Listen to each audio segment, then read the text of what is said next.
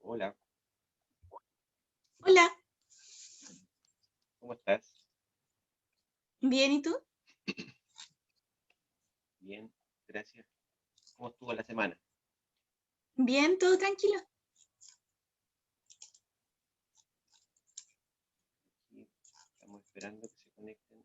No sé, parece que hoy día vamos a hacer menos porque avisaron, eh, que parece que alguien tenía que hacer. Les mandé uno. Hola, Hola, vas de camino a buscar a tu madre, Patricia. no, estoy llegando a mi casa y de aquí tengo que salir un ratito más.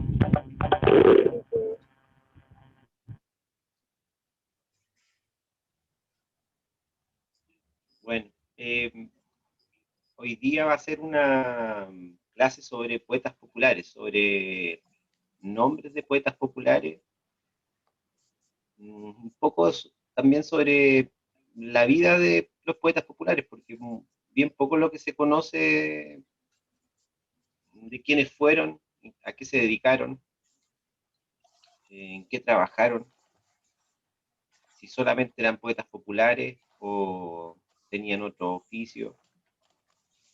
Así que de eso vamos a hablar hoy día. Y probablemente hagamos algún ejercicio al final práctico para ver, para empezar a ver sobre la décima y la cuarteta, porque la próxima clase ya es una clase práctica. Estas 3 primeras clases han sido de harto contenido, pero creo que es necesario saber un poco sobre la historia de la poesía popular en nuestro país antes de meternos como a hacer la décima, que ya es una cosa de ejercicio. Entonces, una vez que el ejercicio está hecho, es muy sencillo de replicarlo. Así que hoy día vamos a tratar de hacer un ejercicio al final de la clase. Vamos a esperar unos... Yo tengo las 6:33.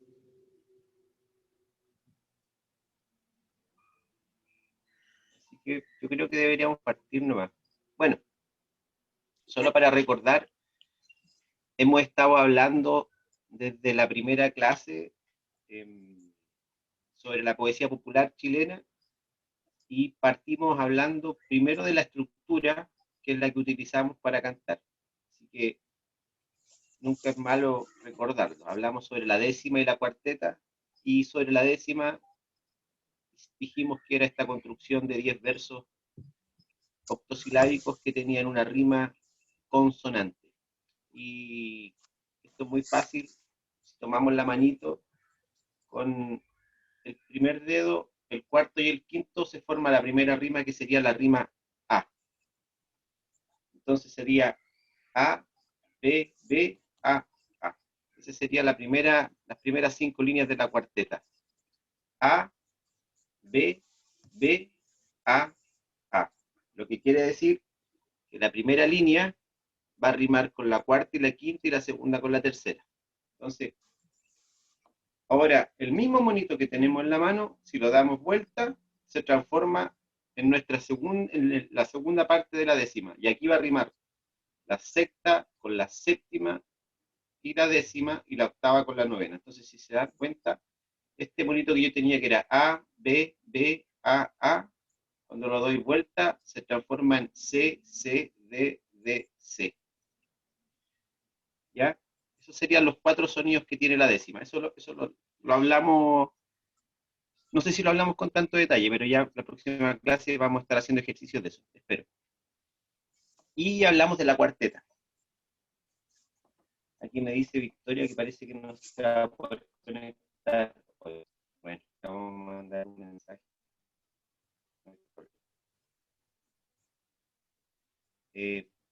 Hablamos de la cuarteta, que es esta construcción que tiene 4 líneas, y podemos encontrar 3 tipos de cuarteta. Una que va a ser la cuarteta cruzada, donde van a rimar así, va a rimar la primera con la tercera y la segunda con la cuarta. Tenemos otra cuarteta que es redonda, donde va a rimar la primera con la cuarta y la segunda con la tercera. Y tenemos otra cuarteta que es como la cuarteta bastarda, que yo le decía que le dicen que la primera es libre, la segunda, rima la segunda con la cuarta, pero la primera y la tercera son libres, eso es. La primera es libre, la segunda sería la primera rima, la tercera es libre y rima la cuarta. Entonces tenemos solamente una rima, que serían estos dos, el 2 y el 4. ¿Ya? También estuvimos hablando sobre la lira popular. Y a mí me parece bien interesante que, si tienen interés como de hacer algo como después del taller, o sea, podríamos, en la próxima clase estoy pensando que quizás podemos hacer verso y tratar de sacar una publicación chiquitita. Quizás no tiene que ser tan elaborada, pero podemos buscar un monito que sea como el logo del taller, y abajo ponemos las décimas que vamos a construir. me imagino. Entonces, así que eso lo podemos ya empezar a ver desde la próxima semana. Hablamos de la lira popular, bueno, y dijimos que desde la época de la imprenta, desde que comienza la imprenta, muchas cosas cambiaron en el mundo. Una de ellas fue que tuvimos por primera vez acceso a libros que no habíamos tenido, y sí, hagámoslo, sí. Así que vamos a participar en eso, ojalá que nos resulte. Ya la próxima semana nos ponemos de cabeza en la construcción de una lira. Hablamos de que el Chile del 1900, o finales del 1800, principios del 1900, era un Chile totalmente distinto al que nosotros tenemos hoy en día. Era un Chile con muy poca alfabetización, era un Chile mucho más pobre, que había con menos como infraestructura. Bueno, pero cosa buena era que teníamos una muy buena línea, una muy buena conexión con la línea férrea. Entonces, esto facilitó mucho que los poetas populares se pudieran subir a los vagones y pudieran andar de pueblo en pueblo vendiendo sus liras populares. Eso obviamente ha cambiado con el tiempo, y podríamos decir hoy día que ese tren que como conectaba a Chile hoy día son las redes sociales. Estaba mirando hace 2 días atrás en el Instagram un proyecto que se llama Décima Diaria, me parece que es el nombre, y hay otros proyectos que son Sandra, verseando, hay proyectos de verso, así que si uno busca en Instagram, aparecen un montón de cuentas donde, no sé, donde muchos poetas y poetisas están compartiendo poesía popular. Hola Sandra, ¿cómo estás? Estamos conectando con el audio de Sandra ahora. Bueno, eso, hablamos entonces de que la publicación de la lira popular era una publicación que les costaba bastante tiempo hacer a los poetas populares. No se hacía una lira popular diaria, porque había que tener, bueno, también plata para la impresión, entonces me imagino que les costaba un poco. Los poetas populares que grabaron, o sea, que hicieron liras populares, se movían principalmente entre la región de Valparaíso, Santiago, la sexta región, y más al sur, probablemente los terminales más grandes. La lira popular fue un fenómeno bien interesante porque yo creo que muchas personas conocían la lira popular de haberla visto colgada en las estaciones de ferrocarril. Ahí los poetas ponían unas tiritas, y sobre esas tiritas ponían con unos perritos las liras amarradas, o si no, tenían a un señor al ladito, casi siempre era alguien que podía vociferar y podía gritar la lira para que la gente se interesara. Eso para... Se escucha por ahí una música. Bueno, Hola, acabo de ingresar. Hola, ¿cómo estás? Sí, bien, gracias. No escuchaba el audio y me metí en mi teléfono, entonces acabo de programar como el teléfono para escuchar. Así que si ya. me escucho, no sé, silencio Sí. o cómo. Ya, vamos. Como quieras, la verdad. Estábamos haciendo como un recuento de la primera clase y la Ya. clase de la lira popular que fue la semana pasada. Oh, Ahora vale. esta clase es sobre los poetas populares y sus composiciones. O sea, aquí hay que ser bien cuidadoso al hablar como de las composiciones de los poetas populares. Y digo hay que ser bien cuidadoso porque durante mucho tiempo los investigadores, antropólogos o profesores de música o investigadores como Violeta Parra o como Víctor Jara o que se imaginen, recopilaron versos de los autores, pero nunca dijeron quiénes fueron los autores. Probablemente por desconocimiento del autor mismo, o al mismo tiempo porque el verso, una vez que sale del poeta popular, es de quien lo recibe y se lo aprende. Esa es la ley del canto, esa es la ley del canto a lo poeta. Si yo soy capaz de aprenderme un verso Claro. de alguien más, el verso se transforma inmediatamente en mío. Ahora, esto es bien extraño, porque imagínense, no sé, Benedetti haciendo un libro y alguien se lo aprende de memoria y dice el libro es mío. No funciona ahora con... no funciona en el mundo concreto así, pero en el mundo de la poesía popular Claro, funcionaba de que igual, quién era capaz. ¿Sí? claro, dentro de la cultura tradicional chilena y, bueno, latinoamericana, si puedo aportar en algo, es que la oralidad tiene esa característica, que el aprendizaje de todos los saberes, cuando es de forma oral y no escritural, tiende a adquirir esa característica, que además que cuando una persona aprende, por ejemplo, escucha algo y lo aprende, siempre va a tener modificaciones. Por lo tanto, es súper difícil mantenerlas tal cual como cuando escribe un libro, por ejemplo, que es como una de las características de la cultura oral, de la transmisión oral. Sí, eso es cierto. Ahí también hay que ser bien claro en que cuando yo escucho algo, cuando yo analizo una obra literaria, Ya. el enfoque tiene que ser primero saber más o menos cuál era el contexto en el que en el que se escribió dicha obra. Ahora, ¿y por qué recalco esto? Porque, no sé, hay versos de recopilados por Violeta Parra a lo divino, donde las palabras utilizadas en el verso son palabras que no existen y son, la verdad que son, pareciera ser que Violeta como que las cantó así tal cual las escuchó, pero no investigó un poco qué es lo que quería decir el verso. Yo no creo que el verso haya sido mal hecho. Yo creo que el verso tenía un sentido y como Violeta Parras a lo mejor se la escuchó un viejito, lo escribió de una forma, eh, la escribió de una forma errada. Hay varios ejemplos de esto, ¿eh? Incluso Víctor Jara tiene algunos errores así como en algunas recopilaciones que pareciera así como, ¿cómo recopilaron esto? Esto está mal escrito, esto no tiene sentido bíblico, ¿no? Porque eran versos a lo divino, o esto no tiene sentido como... Y el problema era que justamente pues, escucharon algo, lo anotaron de esa forma como estaba dicho y no hicieron la investigación. Entonces ahí también hay que ser bien cuidadoso. Cuando uno ve un verso, si el verso claramente está diciendo algo que es muy extraño, más o menos habría que analizar desde ese punto de vista, ver desde dónde lo compuso, a qué se está refiriendo, a lo mejor el que lo transcribió narró mal la historia, qué sé yo. Una Sobre pregunta, esto, sí, ¿cómo extraño? ¿En qué aspecto como gramatical, de contenido? Que de no entiendo esa contenido, parte.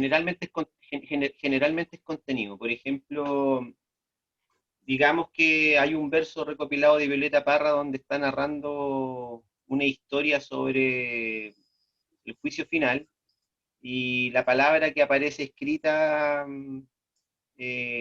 da la impresión como que está hablando de un auto metido en el juicio final. Y te das cuenta que Ya. Violeta Parra escuchó mal y escribió otra cosa, pero después cuando analizas el texto te das cuenta, no, aquí debiera decir esto, que suena muy similar al otro, pero lo copiaron Ah, mal. ya, ya, ya comprendo, Yo les sí. voy a dar el ejemplo, les voy a buscar el ejemplo preciso de dos décimas que son de Violeta Parra, donde está escrito a lo divino, algo que no tiene ni sentido religioso, ni sentido semántico, ni nada, no tiene ni un sentido. La verdad que se lo tiene que haber escuchado una persona muy viejita, creo yo. Bueno, eh, sobre lo que les decía esto de que hay que ser cuidadoso, hay un problema que se suscita en Chile, y esto fue hace unos 25, 30 años atrás, y hay un personaje que se llama Miguel Jordá, o sea, bueno, el padre Miguel Jordá, no sé si han oído hablar de él. Sí,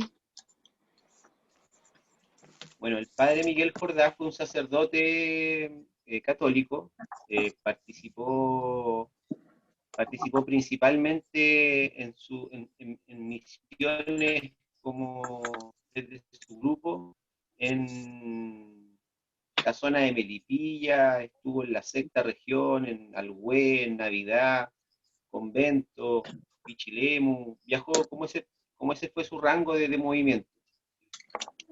Y este curita, yo creo que hizo una de las pegas más importantes que tenemos hoy en día dentro del rescate, como que juntó verso por verso que los poetas habían hecho La Biblia del y pueblo, ¿verdad? sacó publicaciones, sacó libros. Yo tengo dos libritos. Hay unos libros del padre Miguel Jordá, este se llama La sabiduría de un pueblo, es un libro bien antiguo, si se fijan las hojas se me están rompiendo, y sacó otras publicaciones como por ejemplo esta que se llama Versos a lo divino y lo humano. Y ahí está, dice selección Miguel Jordá. Bueno, hasta No, el aquí todo mismo, bien. Miguel no, el mismo Jordá que fue escribió un la Biblia del investigador, pueblo. ¿sí? No, el mismo que escribe la Biblia del pueblo. Él escribió la Biblia, Ya. él mismo es, escribió Wow. la Biblia del pueblo, el Evangelio Ya. criollo, versos por nacimiento, versos a María, tiene un montón, porque él se dio la pega de clasificar los versos. O sea, si bien él identifica que los versos son clasificables al humano y lo divino, pero él se dio más encima la pega de clasificarlos de acuerdo al rito específico dentro del canon católico. Estos versos son de nacimiento, pero nacimiento por Cristo, así. Él hizo una Tremenda pega pega. súper buena, tremenda pega. El problema, y aquí está el problema, cuando Sandra nos mencionaba que la tradición oral eh, es oral. En la oralidad en general, los autores son desconocidos y cada vez que alguien hace un verso, inmediatamente si alguien lo puede repetir, a lo mejor le modifica algo y no le molesta a nadie si es que él lo repite y el autor no se entera. Pero aquí pasa algo y que tiene que ver con el papel. O sea, cuando se imprimieron estos libros, el padre Miguel Jordá tuvo que hacer algo, que era identificar a sus autores.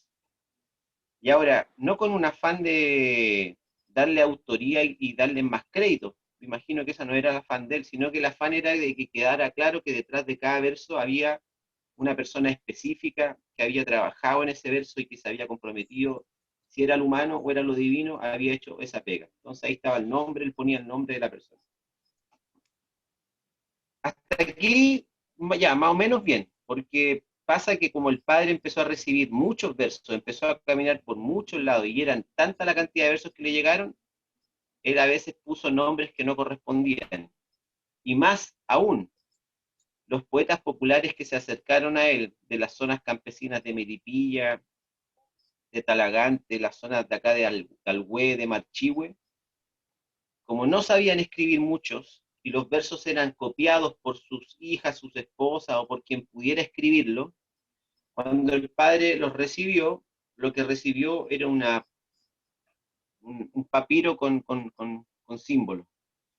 Entonces, él para tratar de entender lo que estaba haciendo, a veces, y no siempre, modificó las rimas de los versos o modificó palabras de los versos pensando que estaba haciendo un bien. Ahora, toda esta introducción para ver a los autores aquí es importante porque finalmente nos da aquí el primer indicio de que para un autor es súper sagrado lo que escribe, lo que dice y lo que se manifiesta. Y el padre parece que pasó a llevar lo más íntimo, que era la palabra escrita que yo había allá, como un timbre había quedado ahí marcada en una hoja. El caso más grave de esto ocurre con un poeta popular de acá, de mi tierra, específicamente de San Vicente, que se llama Santiago Varas Yáñez. Santiago Varas es tesoro humano vivo de acá de la región de O'Higgins y ahora está viejito ya, pero llevó más de 55 años de arte ininterrumpido. Payador, guitarrero, hacía variadas composiciones acá en Rancagua, lo reconocen como uno de los mejores poetas y payadores que tuvo la sexta región. Él le pasó al padre Miguel Jordá unos textos para hacer un libro, para sacar un libro.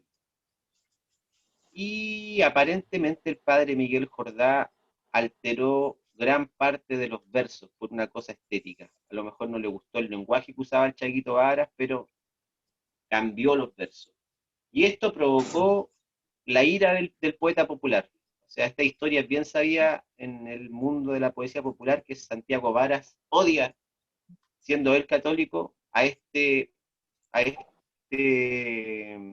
sacaron un libro, Memorias de un Guas Viejo, sí, sacaron un libro de él, que es bastante bueno. El libro es súper bonito. Eh, es un libro como yo lo tenía, pero se lo regalé a alguien la otra vez. Es un libro de tapa dura y está todo ilustrado, con ilustraciones así como no sé cómo decirlo, pero el viento sale ilustrado, la hoja, el campo, es muy bonito el libro. Y ese libro, Memorias de un Guaso Viejo, se basa igual en casi la última vida de Santiago Varas, como que no está pareciera ser lo más sustancial de Santiago Varas, porque él tiene historias, es conocido por las historias de Guaso. Eh, Santiago Vara es un cantor ciego, quedó ciego, no nació ciego, quedó ciego. Bueno, hablando de otros cultores, voy a ir hablando de cultores mezclados, ya van a estar los del pasado con los del presente, pero obviamente es para que ustedes tengan como un marco referencial y vean más o menos lo distintos que son. Tenemos a Santiago Vara entonces, que es de acá de la región y él trabajó siempre en un fundo. O sea, y ahí tenéis todas las pegas de fondo que se puedan hacer. Tenemos acá mismo en Rancagua a César Castillo el Tranca. César Castillo el Tranca fue payador y fue uno de los primeros en participar de encuentros internacionales de paya acá en la ciudad de Rancagua. César Castillo, a él se le reconoce el ingenio y la picardía porque era demasiado bueno. Él pertenecía a la logia amazona, era profesor y sus últimos años de vida lamentablemente los pasó en cárcel y el desenlace de su historia es triste porque muere en la cárcel. La historia es bien dramática y la verdad que como yo no me sé con lujo de detalle la historia, no se las quiero contar porque no quiero generar un cagüín sobre algo que no manejo muy bien. Es lo que yo sé, que tuvo eso y murió y antes de morir, le dijo a un amigo al Tato Trago, le dijo, toma, llévate este libro y pásate a mi esposa. Eso fue lo último que se supo de César Castillo. El libro era un libro de despedida y la verdad que fue súper triste porque era súper capo. Me llega a dar pena hablar de él.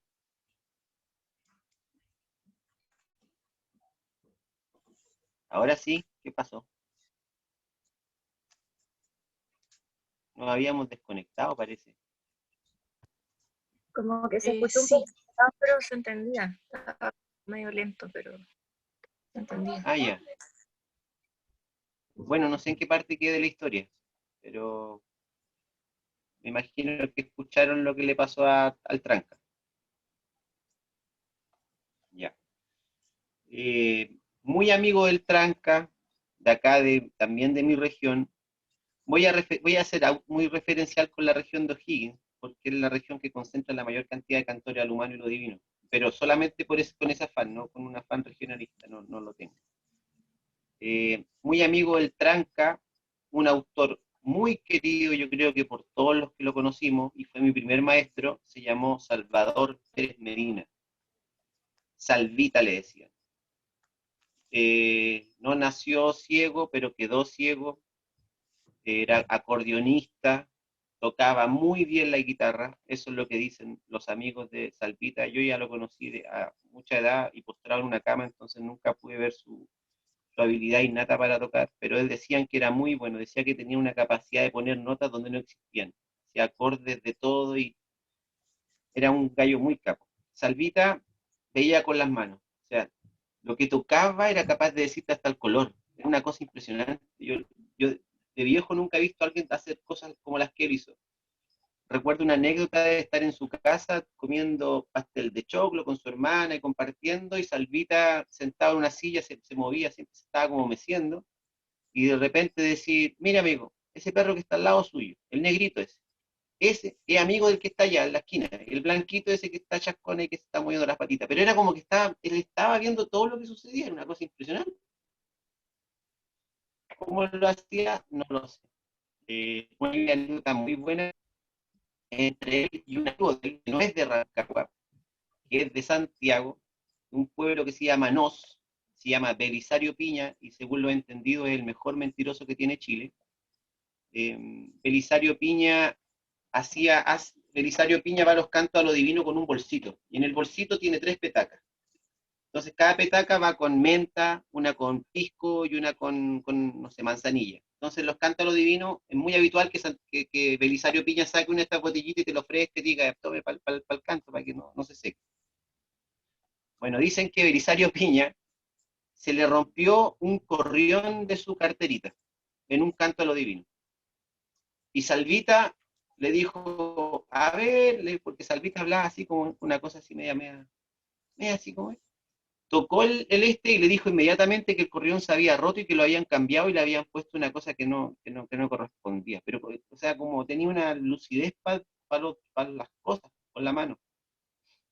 Bueno, sobre Belisario Piña les cuento que él es de una familia de poetas populares del límite regional con la región metropolitana. Hacia el punto, hacia el fondo, la punta de Codegua, en San Francisco de Mostazal, está el límite regional donde está la Angostura Paine.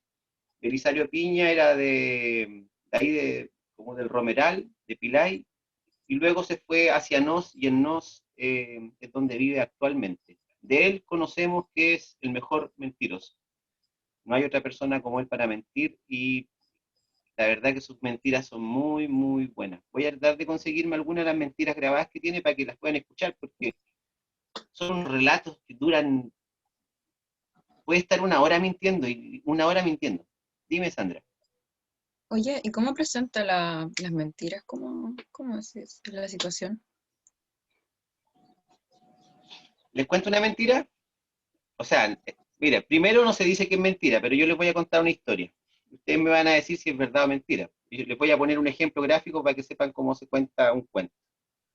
Resulta que cuando yo vivía en el Romeral de Pilay, yo tenía una casita de campo, y en mi casita de campo tenía varios perros, y tenía pocos vecinos porque estábamos en un lugar súper alejado. Resulta que un día un vecino, al que le decíamos el español, me pidió que fuera a cuidar la casa. Entonces yo me voy de vacaciones y voy a estar una semana afuera. Pero por favor, cuídame la casa. Anda a regar las plantas más que todo y ve que las gallinas tengan comida y ya, ningún problema. La casa del español era súper bonita, tenía una piscina grande, entonces yo iba en las tardes, me bañaba en la piscina, regaba un poco, le veía las plantitas, las gallinas.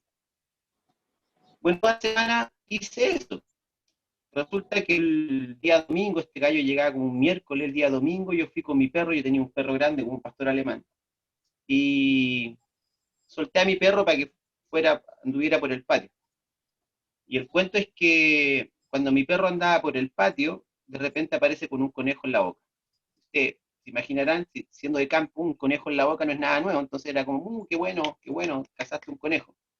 Y cuando tomo al conejo me doy cuenta que era muy chiquitito, muy blanco, para ser un conejo de campo. Me pongo a mirar así, porque yo sabía que la hija del español tenía un conejito. Y me pongo a mirar para todos lados, y claro que no estaba el conejo, y en la mampara de la entrada de la casa había una reja, o sea, como una cajita donde dormía el conejo y estaba vacía. Entonces, si usted ya piensa en lo que está sucediendo, y mi perro se comió al conejo del español. Así que tomé al conejo, lo limpié, lo metí dentro de la cajita y lo dejé tomando agua.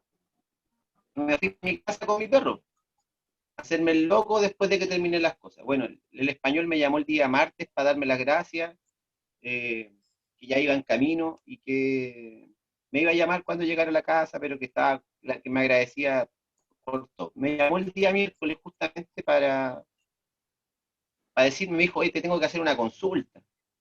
Y cuando me dice, me tiene que hacer una consulta, yo inmediatamente dije, me va a hablar del conejo. Entonces va y me dice que sabéis que nos pasó una cuestión súper extraña, mira. Cuando nosotros nos fuimos, como 2 días antes, a mi hija se le había muerto el conejo y nosotros lo enterramos.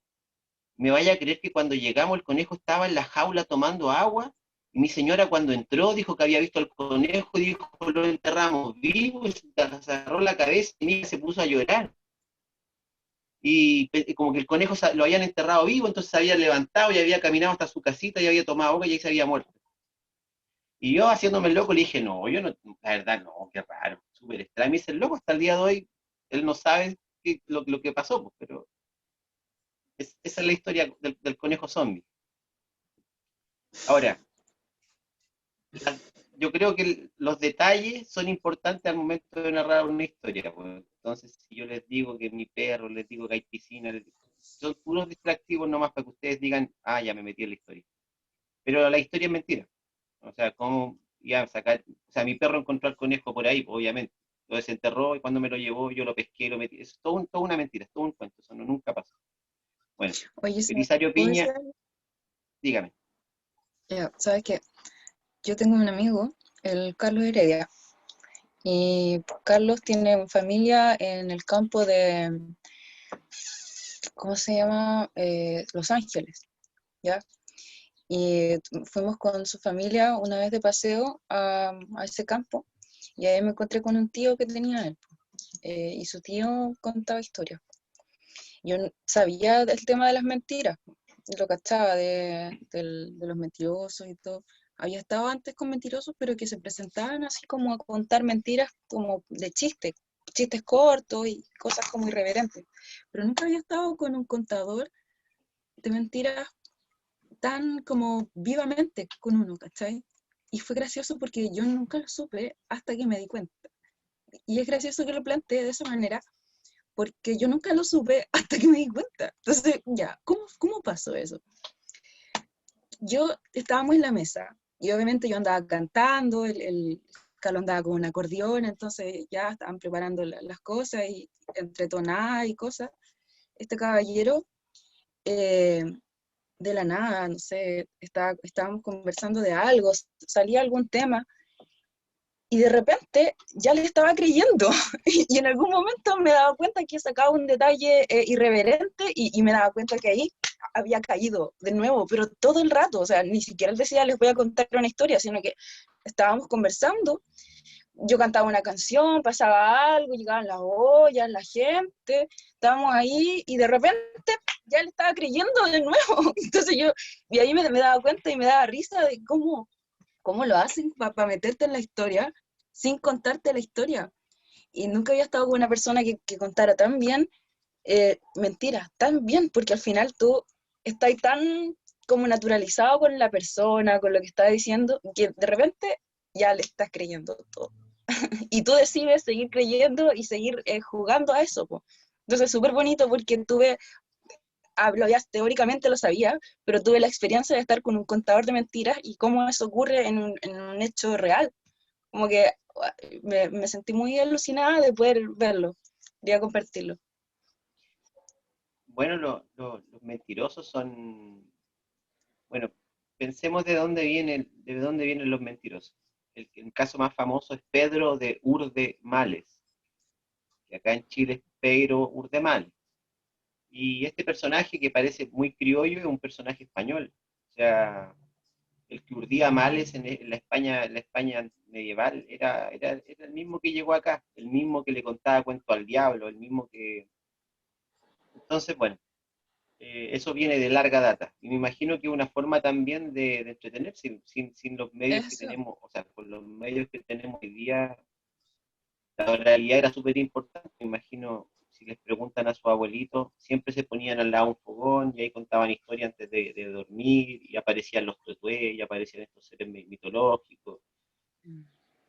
Bueno, eh, quedamos en Belisario Piña y vamos a hablar de otro cantor más, que también fue un gran autor. Yo le voy a nombrar, creo que a los más importantes.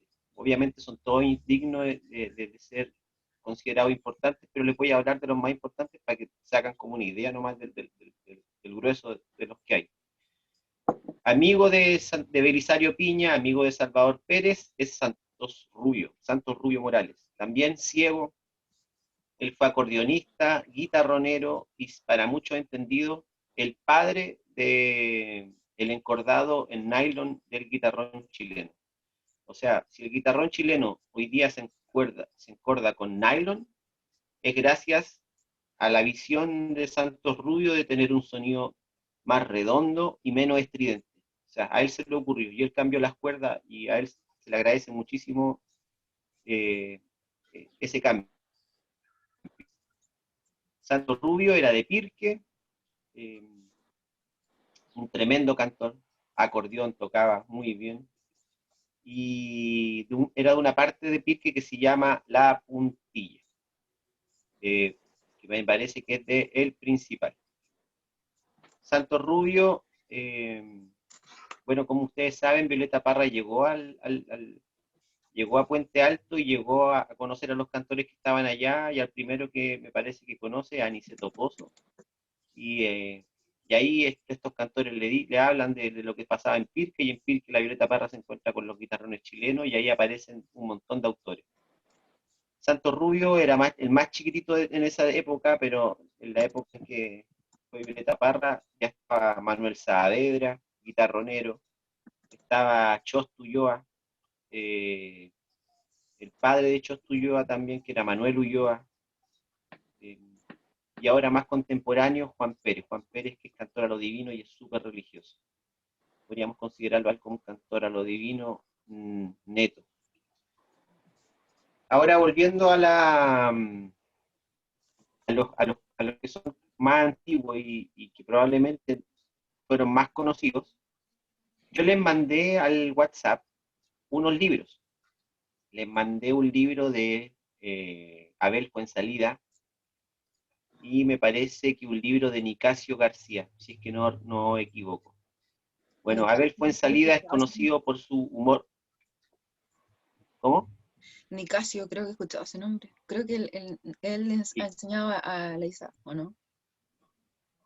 ¿Puede ser? ¿A Isabel? Nicasio, no, Nicasio García falleció hace, Ya, entonces, no, estoy es hablando, diferente. puede ser otro Nicasio, pero Nicasio García es un poeta de finales del 1800.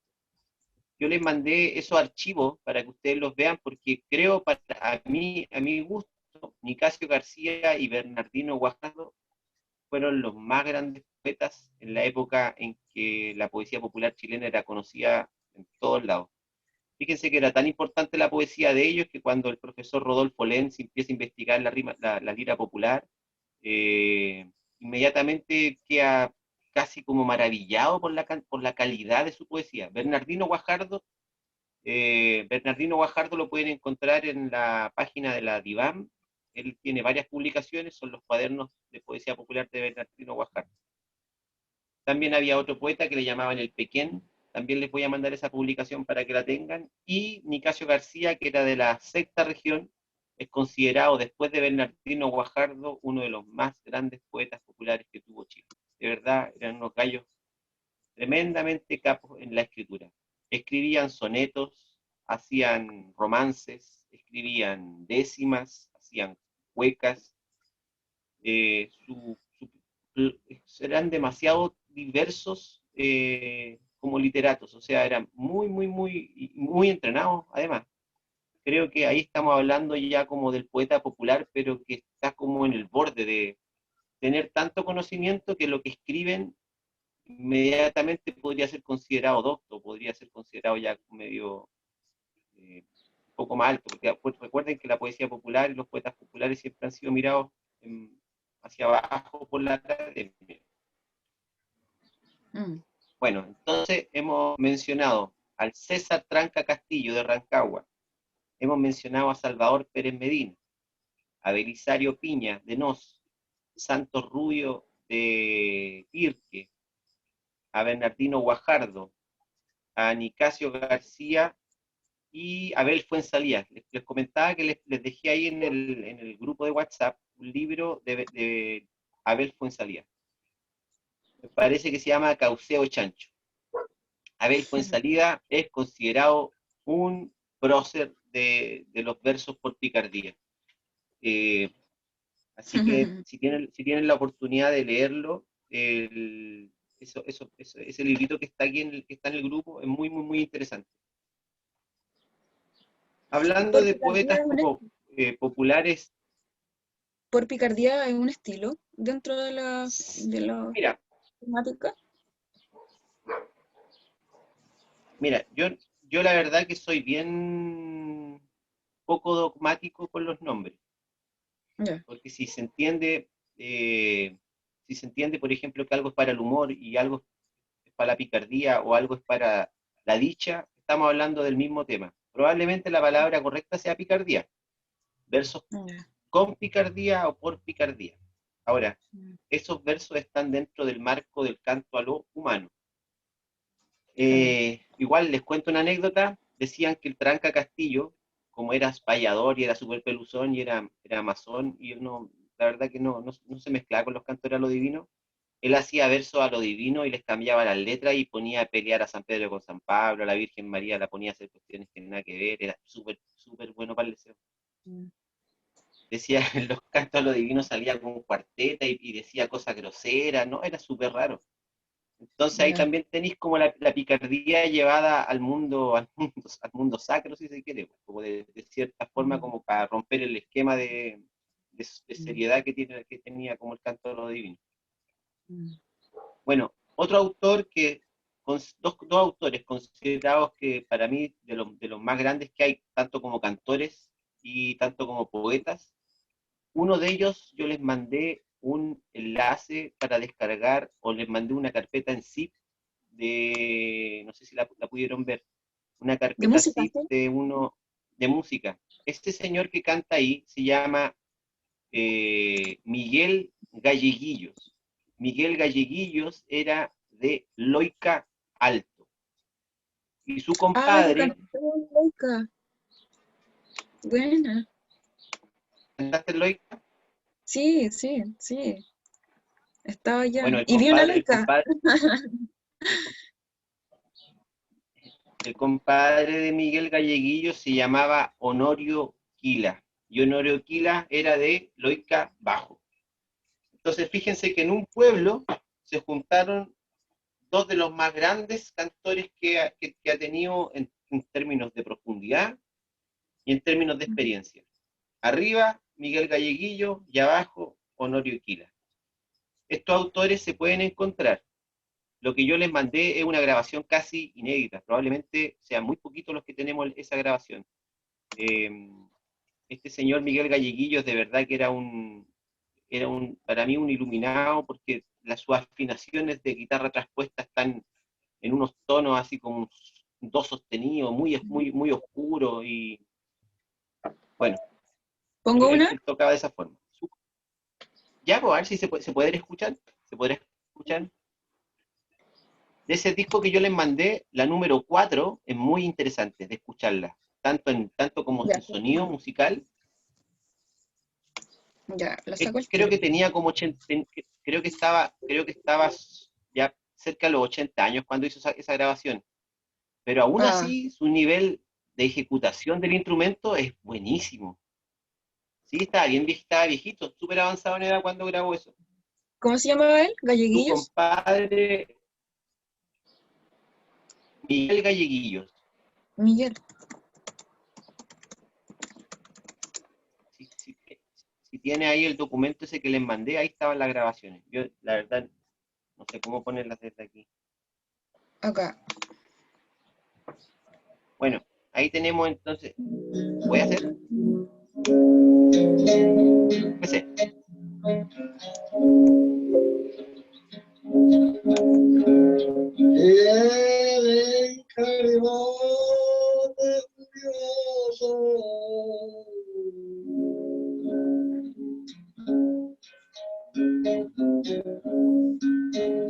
Cuando el nuestro encontró en el rostro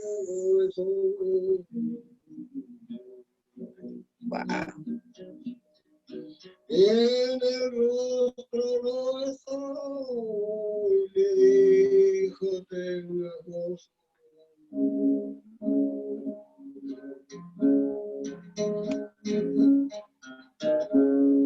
Aquel me creyó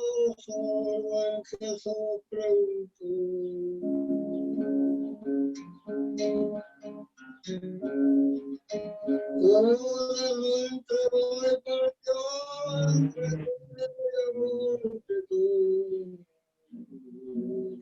¿Se escucha? ¿Se escucha? Y entonces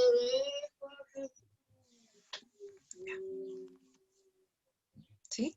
Oye, bueno, ahí como podemos, no sé, Vale, qué te parece? No sé si habíais escuchado. Bueno, esas grabaciones son impresionantes. Sí, está Me súper. parece muy tenebroso. Tiene algo Sí, que los tonos como que como que no alcanzan a llegar a su pic como de tonalidad y queda como en la mitad, lo transforma como en un tono menor. justamente. Yo pienso que también, fíjense que está interpretando, no sé si se dieron cuenta, pero está hablando sobre cuando Jesús fue entregado para ser muerto. Entonces, me parece que es un verso por la pasión de Cristo, y esos son los versos más dolorosos que se cantan en el canto a lo divino. Entonces también pienso yo que él ocupa ese tipo de interpretación para así como esta como pena profunda. Entonces, él era muy bueno en eso.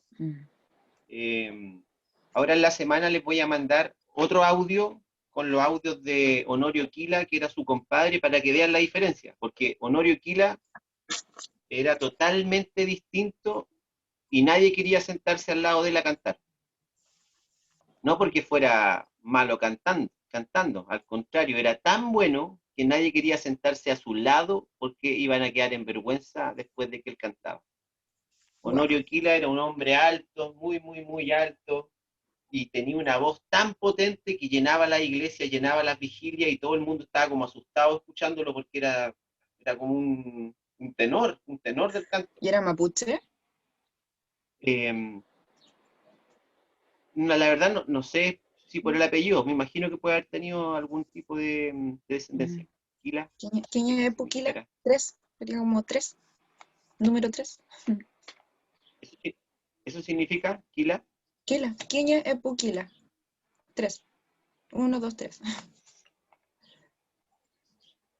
Ah, ya, pues, mira, yo no sabía. Entonces, Honorio Quila. Y fíjate que la presentación dice, eh, Honorio Quila Ballesteros se presenta con 22 letras, soy el único poeta que existe en el mundo entero. Era súper arrogante para cantar, era súper arrogante para cantar. Decían que cuando los investigadores llegaban a verlo, Honorio Quila cambiaba las letras para que no pudieran grabar el original. Entonces, si estaba cantando por padecimiento, un verso por padecimiento, que es lo que estábamos escuchando recién, y llegaba alguien y se ponía con la grabadora ahí al lado, Honorio Quila le cambiaba la letra. Y siempre terminaba diciendo cualquier cuestión, y era para que no le robaran los versos. Era súper raro con eso. Oye, ¿y por qué Bueno, surgió este? movámonos un poco. Ay, perdón.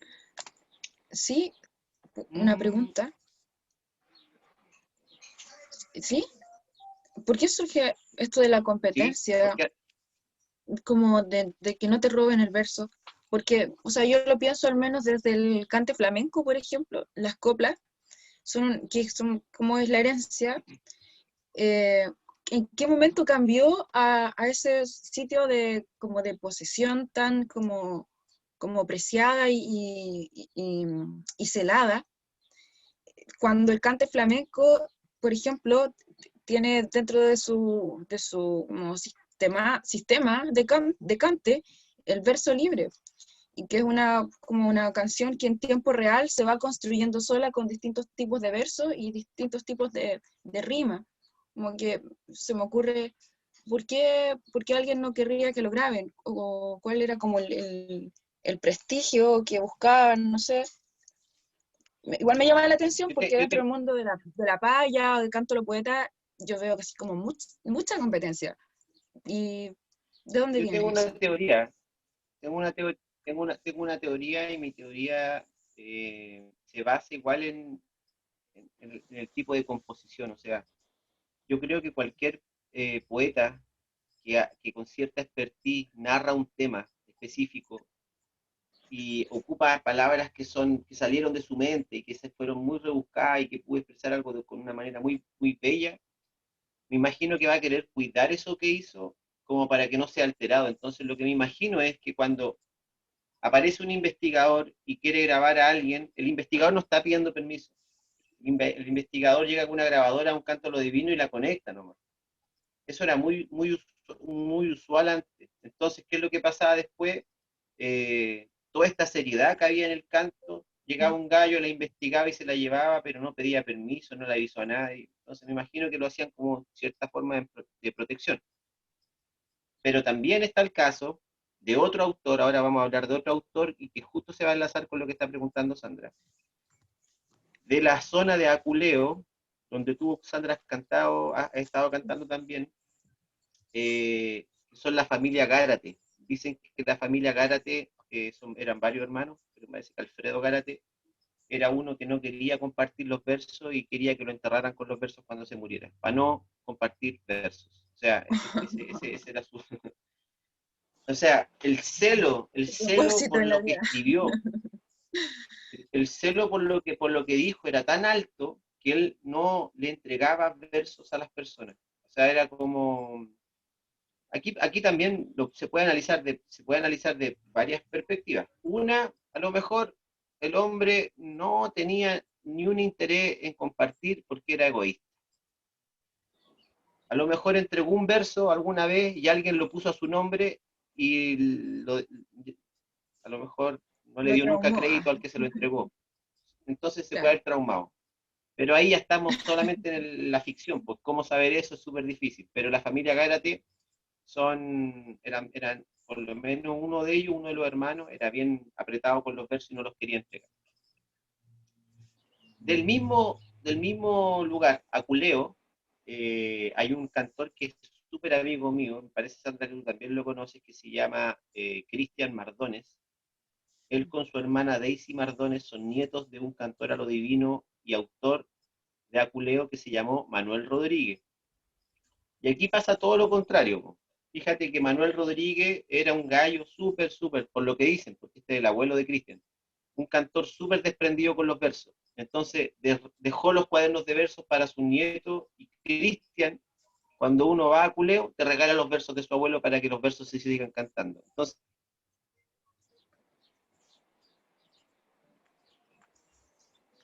Oh,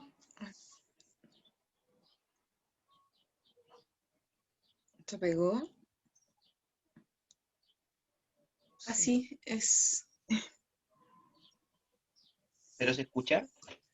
Ya, Yo se veo escucha, a sí. la Vale, veo a la Sandra y al Ricky no lo veo. Entonces, Es que bueno, como que se silenció y quedó eh, pegado. Quedó pegado. Pero ya no. entonces, entonces vamos a hablar ahora de otros autores ya contemporáneos. Ahí hemos tomado diferentes lugares y vamos a empezar a hablar de contemporáneos. Cuando digo contemporáneos no necesariamente son jóvenes, estoy hablando contemporáneos porque estábamos hablando ya de Bernardino Guajardo y Nicasio García que eran del finales del 1800. Ahora vamos a hablar Sí. de poetas que podríamos decir que son contemporáneos y que en los 40, en los 50 estaban en actividad. Aquí podemos distinguir claramente a los cantores de Melipilla, a los cantores de La Chacarilla, de Cartagena, y ahí inmediatamente vamos a saltar a la familia Madariaga. Desde su abuelo, bueno, ellos tienen larga data en el canto. Don Arnoldo dice que todos sus familiares eran cantores al humano y lo divino, y estamos hablando ahí casi de 300 años de antigüedad, más o menos. Entonces, Bueno. aquí tenemos tres que son contemporáneos, pero uno de ellos que es el que es más antiguo. El más antiguo se llama Arnoldo Madariaga Encina. Arnoldo Madariaga Encina es un cantor a lo divino y al humano muy bueno. Es conocido porque tiene unos bigotes bien largos así, que salen por aquí como con dos pompones, y habla así, fíjese que cuando él habla Sí, como así así, hablan. oiga, y tiene una voz así media. Bueno, él tiene un hijo. Su hijo se llama Arnoldo Madariaga López.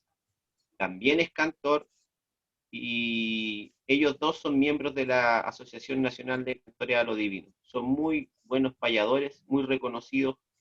Arnoldo Madariaga López, hijo, toca el guitarrón chileno con cuerdas de nylon, y Arnoldo Madariaga Encina, padre, tocó la guitarra. Dicen que tocó el guitarrón también, pero que tocaba guitarra. Él tiene un problema en la mano, entonces ya no puede tocar. Dejó de tocar y ahora le toca al hijo. Y de la misma familia, y esto ya es como esto parece como reafirmar la idea de que estamos viviendo un cambio, no solo generacional, sino un cambio como de mentalidad y de conciencia. De sus hijos, la hija de Arnoldo Madariaga López, que se llama Emma Madariaga, es cantora de lo divino, cantora del humano y payadora chilena, y toca el guitarrón chileno. Yo creo que no he visto nadie tocar con la gracia que ella toca el guitarrón chileno. La verdad que es un espectáculo verla tocar. Me encanta, Si lindo, tienen la hermoso. oportunidad de googlearla, de poner, y canta precioso, de buscarla en YouTube, hay muchos videos de la familia Madariaga completa. Ellos tienen varias presentaciones, trabajan haciendo talleres, y tienen también publicaciones de libros. Me parece que don Arnoldo tiene unas publicaciones. Al ladito de don Arnoldo Madariaga, regionalmente hablando, hay otro autor que es famoso y hoy en día se le reconoce bastante. Se le reconoce bastante por un libro que se llama El Paraíso de América. Y estamos hablando de Domingo Pontigo. Domingo Pontigo hizo la historia de Chile en verso, la historia de América en verso desde la llegada de los españoles. Este Tesoro Humano Vivo. Don Arnoldo Madariaga Encina también es Tesoro Humano Vivo. Es cantor toca la guitarra de una forma muy particular, con mucha fuerza, y él se dedica a vender frutilla. Él es frutillero de la zona de, me parece que es de Cartagena, a ver, no, de Melipilla, de la zona de Melipilla. Ahí tenemos tres que están completamente enlazados porque son juntos. ¿Se acuerdan que el otro día yo les mostré una imagen de los cantores, de los payadores que estaban en un encuentro de payadores en Concepción? Bueno, en una de las fotografías de ese encuentro de payadores, se las voy a mandar después al grupo, aparece Domingo Pontigo jovencito, súper flaco, parado así en la foto. Al lado aparece Lázaro Salgado y al otro lado aparece Ponciano Meléndez. Él estaba ligado a eso. Hay una anécdota muy buena. Dicen que Domingo Pontigo no le gustaba payar. Y parece que un día lo retaron a payar y payó con un compadre, y al compadre le dio como un ataque. Le dio como un ataque de epilepsia o algo así, como un paro cardíaco, y cayó al suelo. Y dijo que le había dado tanto miedo esa cosa que vio, que dijo que no payo nunca más. En serio. Te creo, porque así son. Sí. Ese Domingo Pontigo. Bueno. Ahora, contemporáneos, hay mucho. Y ahora de los más contemporáneos, ya estamos hablando de hace 20 años atrás, hay que mencionar necesariamente a uno de los que yo considero que es el que la tiene más clara en la paya, que es Pedro Yáñez. Pedro Yáñez fue por muchos años, en época en dictadura, bueno, ya hace 40 años atrás, en dictadura, era uno de los únicos payadores que cantaba y estaba al pie del cañón diciendo cosas en la época más dura que tuvo Chile. Y a él se le reconoce justamente por eso, por mantener el espíritu del payador vivo. ¿Cómo es el que la tiene más clara en el mundo de la paya? ¿Cómo a qué te refieres? Porque igual lo que pasa es que hay un antes y un hay un antes y un después en la paya. La paya, podríamos decir que como arte escénico, tiene toda una época como que como arte revive escénico. hace como 20 años atrás. Ahí hay torneos, ahí hay como una expresión ya de ir a encuentros de payadores, presentarse como artistas. Pero antes del 70, si bien existían payadores y eran muy famosos, nosotros perdimos el hilo conductor en dictadura de lo que era el arte tradicional de la paya, del canto humano. Lo perdimos. Porque anterior a la dictadura, la paya no era escénica. Mira, sí era escénica, pero habían 40 años de ininterrumpida acción de los payadores. O sea, del 1920 al 1960 los payadores estaban presentes, se conocían, habían poetas. Pero con la dictadura del 70, la paya desaparece. Borran del mapa a los payadores y la figura del payador se convierte en un... No sé si recuerdan que en los 80, cuando Don Francisco invitaba, o cuando hacían algún programa de televisión, invitaban a un payador que era Pancho el Sur o el Monteaguilino a decir cualquier cabeza de pescado. Y esa es la idea que nosotros quedamos como del payador de escenario. Un payador que Oye, no solamente ocupa un lenguaje malo, sino que como que se burla más encima como de la figura del campesino, pienso yo. sí, es lamentable, sí. Ahí aparece como la idea de espectáculo, o este término postmoderno de espectacularización de la tradición y del folclore chileno, porque se pierde identidad justamente después de la dictadura.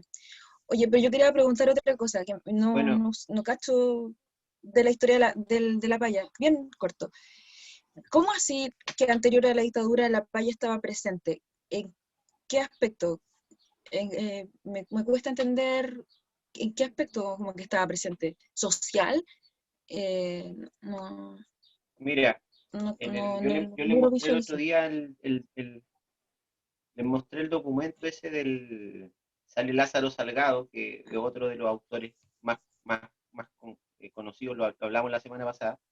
Lázaro Salgado sale payando con Cris Puro Gándara, y el diario Las Últimas Noticias del año 56, me parece, 55, dice: 4.000 personas se quedaron fuera de la Casa de Deporte de Concepción para ver el duelo de payadores. 4.000. Ya, ya, A lo ya. mejor a lo mejor están diciendo una mentira, a lo mejor no eran 4.000, eran 400 personas, pero una plana del diario Las Últimas Noticias de Concepción dice que habían 4.000 personas esperando afuera de un recinto deportivo para ver a dos payadores enfrentarse en un duelo de payas. ¿Eso en qué Lo que quiere año? decir es que el arte de la paya existía 55-56. Ah, ya. Si me dan un segundo les traigo el recorte. Denme un Ya, segundito. sí, dale. Ya. Voy a poner música, la que mandaste ya. O sea, aprovechando, no sé.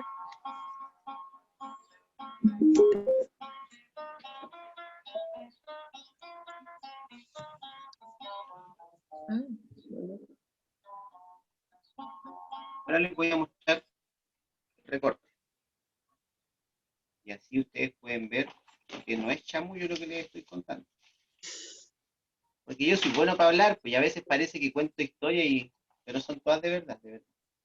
mm, Ya, este es el recorte. No, me equivoqué en 10 años. ya. Las Últimas Noticias, año 1965. Les voy a leer lo que dice. Esto está escrito: Entusiasmo en Concepción. Dice: Críspulo Gándara se presentó sin guitarra. Improvisó 2 cuartetas y el público le brindó el más cariñoso y prolongado de los aplausos. Luego vino Lázaro Salgado de Valparaíso, a quien no lo conocían, pero que lentamente fue ganándose a esas 4.000 personas que se dieron cita en el primer encuentro nacional de payadores. Primer 4.000 encuentro personas. Aquí nacional. está el recorte del Oye, diario. No es, qué claro, interesante. O sea, en que el el 65. primer encuentro nacional de payadores fue en Concepción. O sea, esto dice el diario sobre el encuentro en Concepción, pero habían encuentros en Santiago. Pero Habían como, encuentros, los como encuentros. encuentro nacional, Es que me imagino que cuando tú haces por primera vez un encuentro en Rancagua y no se había hecho nunca, yo voy a decir primer encuentro nacional de payadores de Rancagua, no quiere decir que sea el primero de Chile, ¿me hay que entiendes? investigarlo. Sí, Pero tienes razón. hay que investigarlo, sí. Hay que investigarlo, sí. Para los de Concepción, aquí les subimos el ánimo. Es un dato que me encanta. Eh, pero lo que quiero decir es que luego de la dictadura, eh, se limitó primero se limitó la libertad de las expresiones culturales que decían algo, porque el payador siempre ha dicho cosas. Y fue muy difícil. Entonces, aquí viene la figura de Pedro Yáñez con Eduardo Peralta, que yo les estaba comentando. De ellos dos en los 80 hicieron un trabajo, en los 90 también estaba muy presente, y ya con los encuentros que ya Chile se había modernizado, ya estos dos payadores se estaban enfrentando a otros poetas populares de Argentina, Uruguay, y podemos reconocer a Pedro Yáñez y Eduardo Peralta como dos de los más importantes. Yo les voy a mandar un clip de video de una entrevista donde ustedes conocen a Villegas, ese Villegas, ese que es chascón y que es medio irreverente, que sale en la televisión, que hace crítica. Bueno, Villegas ¿Un sale misógino? ese gallo, sale entrevistando a Pedro Yáñez con Eduardo Peralta y los trata súper mal. Les dice, ¿por qué la gente tiene que comprarle el cuento de que ustedes son, que el campo que está dolorido? Así como de una forma muy despectiva trata como el arte popular. Les voy a mandar ese video porque es interesante para que vean más o menos lo que estos gallos, que son claramente de derecha, defendían hace 30 o 20 años atrás. Hoy día todavía lo siguen haciendo. Por ejemplo, el ministro Monkeberg, que en la embajada argentina hizo un encuentro de payadores ahora hace un mes atrás, y el encuentro de payadores fue entre los dos mejores payadores de Argentina y Chile. Para sorpresa nuestra, que somos del gremio de los payadores, el mejor payador chileno para Monkeberg es el montaguilino. Y eso generó una bronca tan grande que tenemos una campaña hoy día que se llama En Defensa de la Paya. Los invito a que se conecten, si tienen redes sociales, en el Instagram de la página y en la página, en el fanpage de Facebook, En Defensa de la Paya. Y se van a dar cuenta como desde los mismos poetas populares hasta los actores chilenos que son caras reconocidas, como, no sé, la Claudia Di Girolamo, están diciendo, oye, hay que defender esto que es nuestro y que no se puede perjudicar y que no se puede llamar a cualquier persona payador. Bueno, ya, ese fue el dato rosa del Defensa de la Paya. Para que lo busquen, le pongan like y nos sigan, porque necesitamos que se difunda por todos lados y que toda la gente lo conozca. Quiero mirar esto. Ya. Como nos quedan 20 minutos, aprox, quiero hacer un ejercicio. Y el ejercicio que quiero hacer, la verdad que trata sobre la décima. Entonces me gustaría que pudiéramos escribir una décima. ¿Ya? Y la verdad les dejaría como una tarea para la próxima semana, de traer una décima escrita. Ahora, como la próxima clase va a ser la clase de la décima y donde vamos a trabajar ya por primera vez prácticamente la décima, esto es solamente para tentarlos, para que quieran hacerlo la próxima semana, ¿ya? Así que si me permiten, les voy a compartir pantalla aquí. Si comparto pantalla, seguiré grabando. O sea, a ver. Pregunta. Sí, es cierto que sí. Shade Wild. Aquí. Dice que el video está en pausa. Sí, pues, obvio que está en pausa. Ya. Se ve lo que estoy haciendo, ¿cierto? ¿Se ve blanco? De blanco. Ya, se ve blanco. Ahora vamos, acuérdense de la estructura. La estructura de la décima era A, B, D, A, B, C, D, C, C. Ya.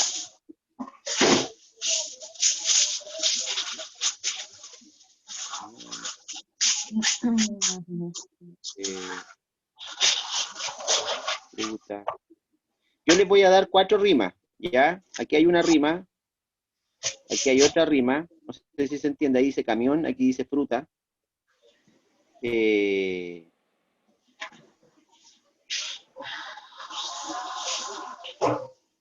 Ahí dice maravilloso, hay otra rima.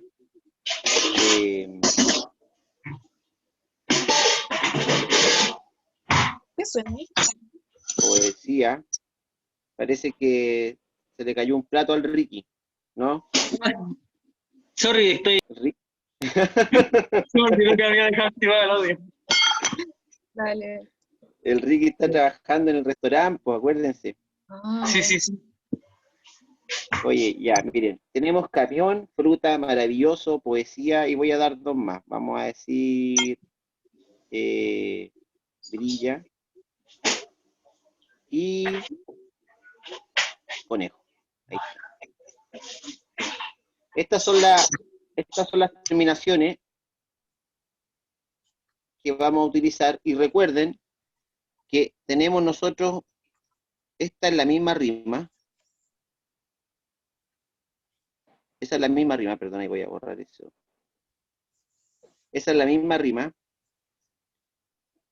estas dos, y esa es la misma rima, y esta es la misma rima. Entonces, si se dan cuenta, lo que yo les quiero invitar hoy día a hacer es una composición en décima utilizando estas que tenemos acá, ¿ya? Yo voy a hacer el ejemplo para que ustedes se vayan haciendo una idea.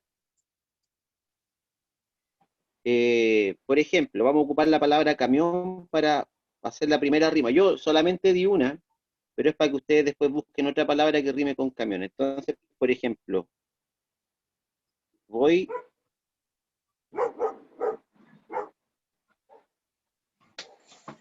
contento en mi camión. Ahí está la primera rima, la utilicé.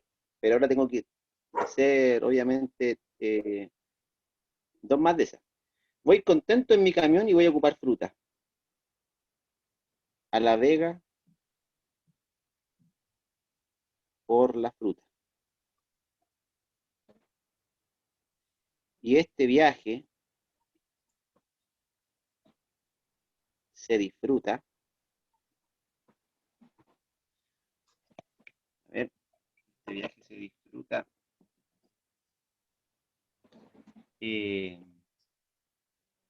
recorriendo mi región.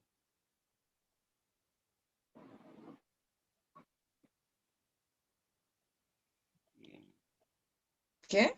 En la radio, ¿me escuchan? ¿Recorriendo en mi qué? ¿Recorriendo en mi qué? En Región, mi ya. región. Ya. En la radio una canción, sí, voy a ocupar esta, poesía. En la radio una canción,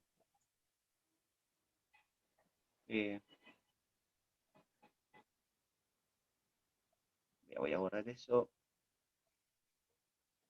voy a borrar este también, no me gustó, me regala poesía. Siento dicha y alegría.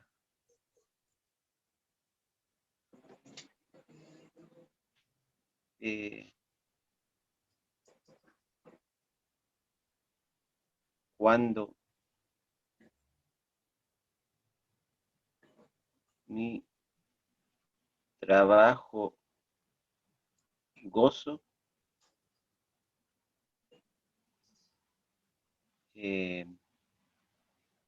voy a ocupar maravilloso, cuando mi trabajo gozo,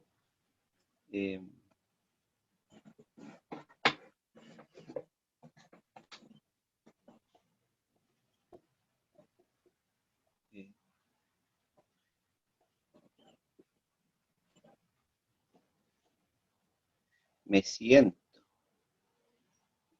maravilloso. Me falta una, ¿cierto? Me siento maravilloso. De salir yo día a día. Ya. A lo mejor no tiene sentido, pero es para que se haga una idea, ¿ya? Voy contento en mi camión a La Vega por la fruta, y este viaje se disfruta recorriendo mi región. En la radio una canción me regala poesía, siento dicha y alegría, cuando en mi trabajo gozo, me siento maravilloso de salir yo día a día. ¿Ya? Hay una décima. Este es un blues. Este es un blues, ya, este es un blues. Entonces, aquí tenemos el primer ejercicio. Yo les voy a pedir que le saquen una fotografía a esto o copien el mismo, y con las mismas palabras que estén aquí, vayan practicando para que la próxima semana podamos llegar con una décima hecha. ¿Qué les parece? Pregunta, yo estaba trabajando en una, o sea, desde que me metí al taller, y ¿Ya? nada que ver, sí, pero lógicamente la hice como con la cuarta al principio, después las 4 décimas, que todavía no las termino, y después la despedida, se supone, ¿no? Ah, un verso Y completo. claro, y estoy en esa. Oye, ya, Entonces, pues, y mándalo al grupo para que lo leamos, pues. ya, pues apenas la tenga, sí, igual me falta súper poquito. Ya, me parece espectacular. Entonces la Bacán. invitación es esta, chiquillo. Con esta que acabamos de hacer, con esta que acabamos de hacer como ejemplo, yo los invito a que ustedes practiquen y me puedan hacer una composición tratando de hacer el mismo esquema que yo hice y tratando de hacer una décima, ¿ya? Y la próxima semana, o en la semana si tienen dudas, nos hablamos por el grupo y me pueden hablar nomás, yo los voy ayudando si es que tienen más dudas. ¿Les Con parece? esas palabras. Con estas palabras, o igual, o sea, yo solamente di una rima, Ya. ¿cierto? Pero yo ocupé canción y ocupé región y no están en esta lista. Ah, claro, ya. Pero les di la primera rima, que era la importante. Entonces ustedes buscan otra rima que sea igual a esa, ¿ya? Ya. Conejo yo la dejé afuera, pero puse conejo porque como les conté la historia del conejo nomás. Ujú. Pero si ocupan esta y podamos hacer una décima, ¿qué les parece? Bien, entrete. Ya, copiaron lo que estaba escrito, Sí.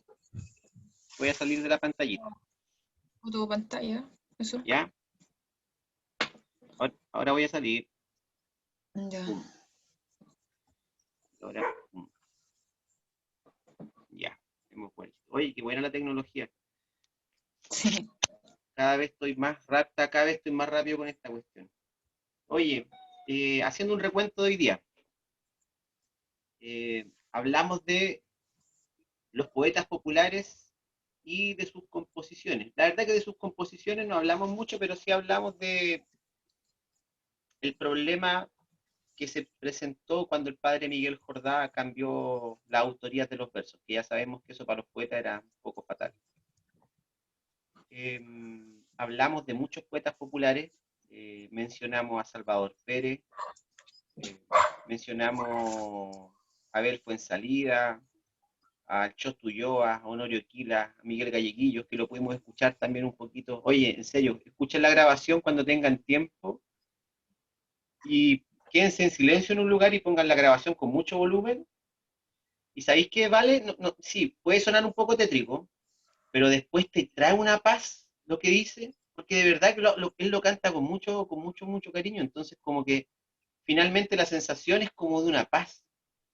Se escuchan los pajaritos detrás en su casa cuando lo grabó, me parece que él lo grabó con una grabadora casera en su casa y entonces se escuchan los pajaritos que están de fondo. Es súper bonita la grabación. Y bueno, hablamos de los autores, hablamos también de algunos payadores que son modernos y que son autores y que son conocidos como Pedro Yáñez, Eduardo Peralta. Y para terminar voy a hablar de los más jóvenes que son los que están hoy día en la palestra del no sé si se puede decir de la poesía popular moderna.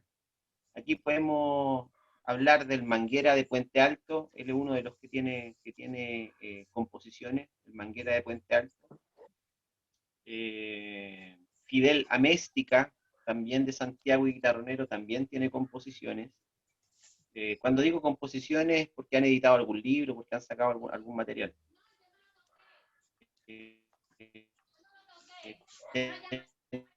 Tenemos a Manuel Sánchez, su compañera, que también es folclorista y una de las más destacadas folcloristas como nacionales que hoy día suena, podría decirse de alguna forma, La Chinganera, también ha sacado un libro con versos, me parece, y con brindis. Eh, Tenemos también Hugo González, que también es de Santiago, que también ha sacado publicaciones.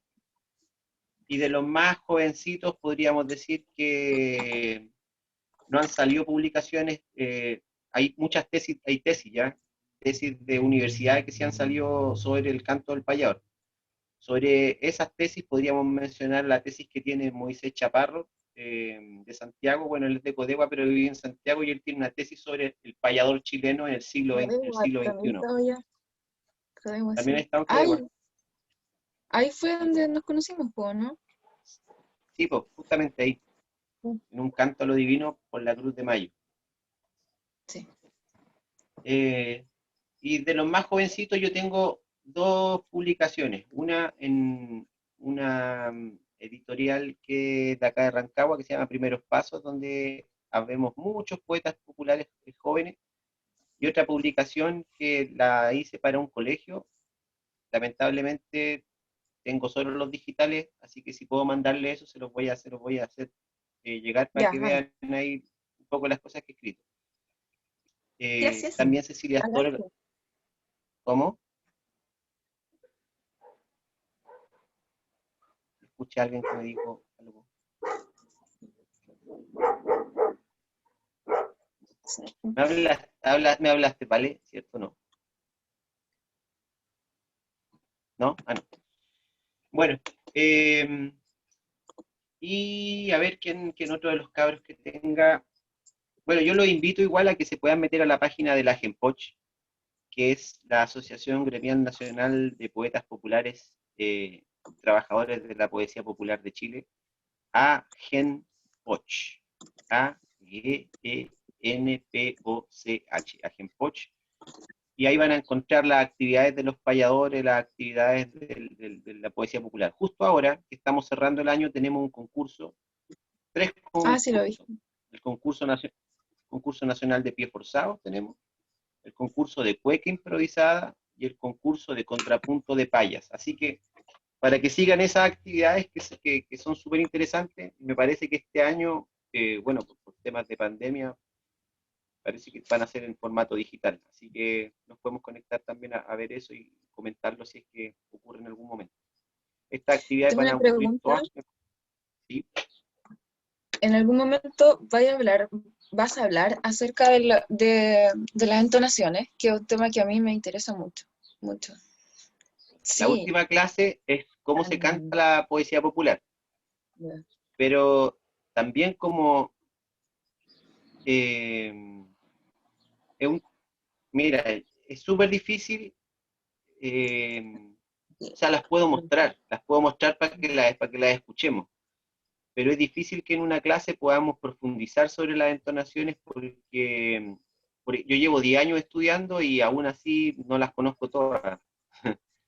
Pero hay como Y unas es un principales, me imagino, ¿o no? Deben pero haber como... justamente sobre las principales vamos a hablar, las voy a tratar de ejecutar para que ustedes las puedan escuchar y ojalá podamos cantarlas con las décimas que vamos a crear en la siguiente clase. La próxima clase que vamos a hacer décimas, esas décimas podríamos cantarlas en la última clase con las entonaciones.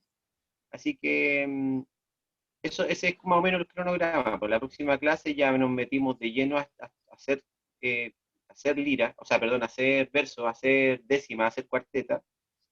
Y la última semana vamos a tocar la guitarra, o voy a tocar la guitarra y les voy a decir cómo se entona para que ustedes la puedan seguir con la voz. ¿Ya? Eso creo que es lo que va a suceder, si Dios quiere. Oye, les puedo pedir un favor, no sé si a ti Vale, o a ti Sandra, o a ti Ricky, y le puedan sacar una foto o un pantallazo a la clase de hoy, Yo por favor. solamente veo tu imagen, así que no va a servir Ah, para el que registro. si se corre hacia el lado parece que aparecen todos, ¿no? Es que estoy desde mi teléfono y no desde mi computador, entonces no puedo verlo a todos. Solo veo tu Ah, ya. presentación. Sí. Vale, tú lo puedes hacer. Déjame ver si funciona. Ya. Porque la verdad yo no tengo idea cómo se hace.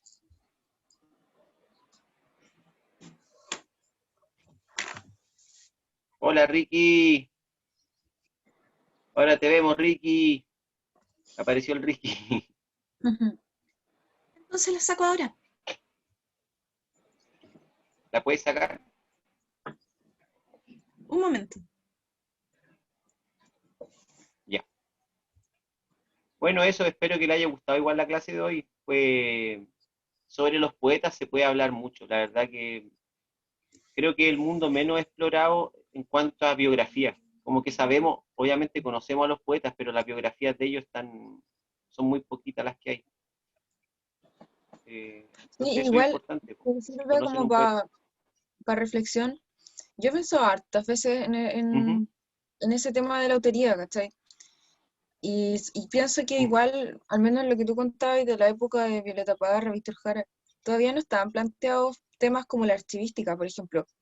Hoy día casi no podéis cantar música popular si es que no nombráis el informante, la zona, la afinación. Y yo no sé si eso sea tan positivo en realidad. A mí igual me ha pasado que yo me sé muchas canciones, versos, rimas de las que he aprendido en la vida, ¿cachai? No todas me fijé en quién era, porque una estaba, no sé, en una procesión de la Virgen, no sé, en Puertezuelo, y chica me aprendí un verso y me lo sé, ¿cachai? Solamente me lo sé, ¿cachai? Mm. Entonces cuando yo lo canto o me lo piden, ¿cachai? Me dicen, ya, ¿y quién es el informante? Y no me validan a mí como informante, ¿cachai? Y yo pienso, pero puta, si es parte de mi vida, Mira, o yo te lo estoy enseñando, por qué no simplemente lo cantas? Y si alguna vez importa, di que yo te lo enseñé. Pero como que a mí como yo, persona no me validan como informante, ¿cachai? Y eso a mí me da risa porque como que la gente no acostumbra a que una persona joven o un par, digamos, contemporáneo, tenga conocimientos que son propios, ¿cachai? Como que está esa sospecha de que, de dónde lo sacaste, y lo saqué de la vida, ¿cachai?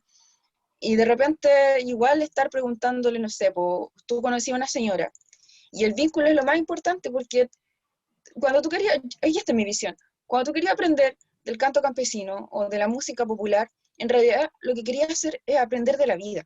Eso es, ¿cachai? O para mí es como de esa forma, como lo veo.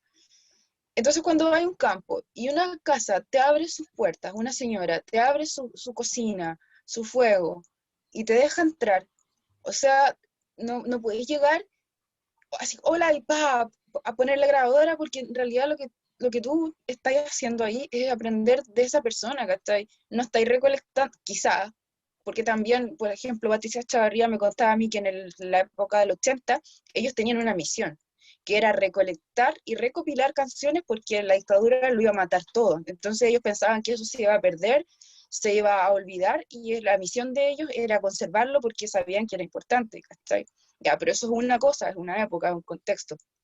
Pero hoy en día yo he visto como muchos jóvenes como motivados a recolectar canciones, ¿cachai? A aprender muchas canciones, y esta cueca de la zona de acá, y este verso de la zona de aquí, y del informante acá, como que eso te diera como un nivel en investigación. Pero ¿qué aprendiste de la vida?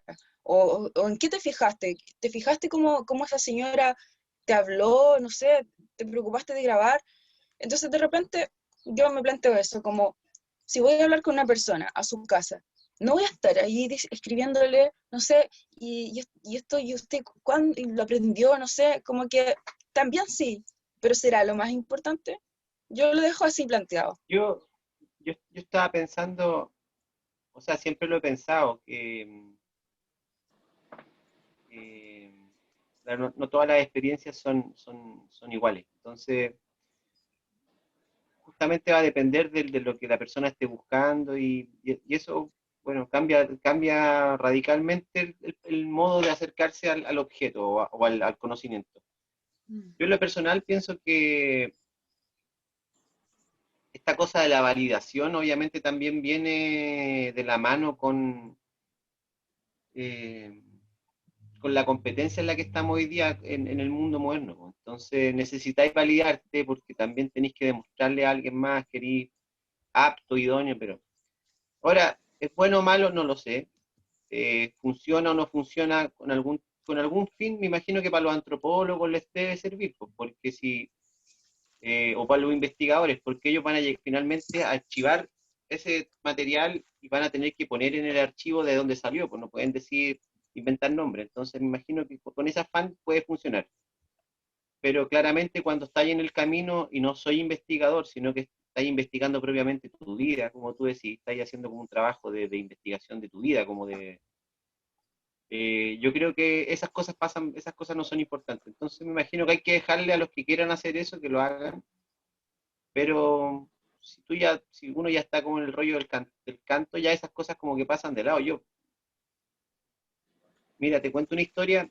Pedro Pablo Cerda, que es un cantor de Aculeo, un día me dijo, Javierito, regáleme un verso. Quería que yo le regalara un verso a él. Me sentí tan poca cosa como él me pide que yo le regale un verso para cantarlo.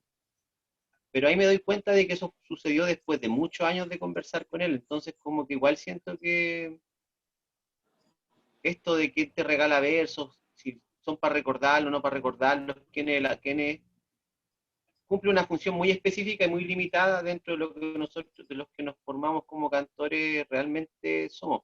Porque a mí creo que ese acto de regalarle un verso a Pedro Pablo Cerda fue tan significativo como, no sé, como fue un acto de cariño, más que cualquier cosa. Entonces ahí como que yo, no sé si él va a decir después, el verso me lo regaló el Javier, porque es innecesario, probablemente para un cultor decir eso.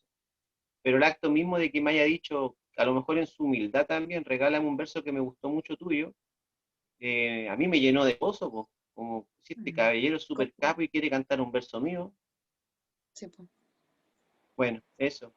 Oye, yo los dejo invitados para la próxima clase donde ya vamos a trabajar en la 10ª. Espero que la clase de hoy haya sido bonita y que hayan podido descubrir un poquito más a los poetas populares. Gracias, Vale, por la foto, te pasaste, la recibí en la foto del taller. Muchas gracias. Y les deseo que tengan un bonito fin de semana. Les voy a estar mandando más archivos al WhatsApp del taller para que vamos haciendo nuestra biblioteca y vamos teniendo documentos. Y Ricky manda el verso cuando lo tengan listo para que lo podamos escuchar, ¿ya? Y lo mismo Sí, para ustedes, yo chiquillas, que que apenas lo tenga se los mando. Yo creo que entre hoy y mañana. ya, perfecto. Y a ustedes, chiquillas, manden las décimas, acuérdense que quedamos ahí con la tarea de las décimas, para que la próxima semana lleguemos más enchufados y podamos trabajar mejor las décimas. Eso, les mando Una un fuerte pregunta, abrazo, espero que dígame. la clase anterior, la que yo me perdí de la Lira Popular, ¿dónde la puedo encontrar? ¿Quedó grabada igual? Está grabada, yo la tengo que descargar de la nube y se las puedo mandar a un Gmail. Me Por imagino que favor. por el tamaño va a tener que ser como a un Drive. No va a ser como un Ya. correo muy pesado, Podría ser una carpeta de Drive ¿ya? compartida. Pero se las puedo mandar. Ya, bacán, Eso, gracias. lo voy a hacer, ¿ya? Denme tiempito para poder compartirle eso. Ya. Y eso, pues, les mando saludos, que estén súper Chao, bien y gracias por la disfruten lo que clase. queda de día aquí. Ya. Chao, estén bien. Chao, chao. Chao, Ricky. Nos vemos. Chao, chao. Chau, chau, chau.